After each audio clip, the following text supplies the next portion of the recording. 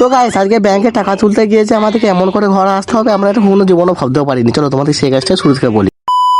তো guys Aadhaar card, PAN card, voter card, যত সকল জাতি আর কি কার্ড আছে সব নিয়ে বেরিয়ে যাবো ব্যাংকে যাওয়ার জন্য। কারণ কি আমার ব্যাংকে প্রচুর টাকা আছে, সব ছাড়াবো তার জন্য। তারপর চলে আসি আমার দাদুর বুলেটটা কাজকে, কারণ কি এই বুলেটটা করে যাবো আজকে হচ্ছে ব্যাংক। তারপরে মাচাতে চলে আসি, আর মাচাতে এসে দেখি আমার কতগুলো বান্ধবী বসে আছে, বন্ধুগুলো একটাও নাই।